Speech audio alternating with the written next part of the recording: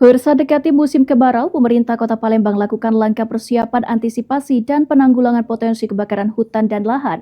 Menurut Wali Kota Palembang, di Palembang terdapat 10 kecamatan yang menjadi atensi dalam penanganan karhutla.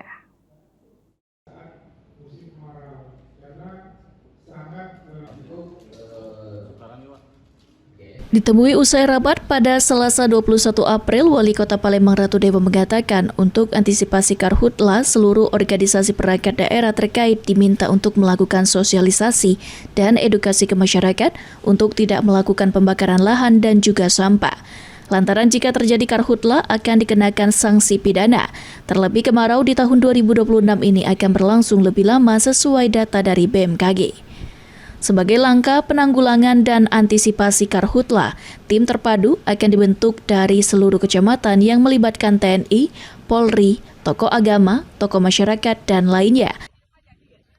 Berdasarkan data tahun lalu, Palembang sendiri terdapat 10 kecamatan yang menjadi fokus penanganan karhutla tanpa mengesampingkan kecamatan lainnya. Di antaranya yakni Jakabaring, Kertabati, Alang-Alang Lebar, Sukarami, Gandus, dan lainnya. Ada 10 kecamatan yang menjadi atensi kita, dengan kata lain kita tidak menyampingkan kecamatan-kecamatan lainnya seperti Jakabaring, Kertapati, Alang-Alang Lebar, Sukarami, Gandus. Itu tetap pengalaman yang lalu rentan terhadap pembakaran lahan termasuk sampah.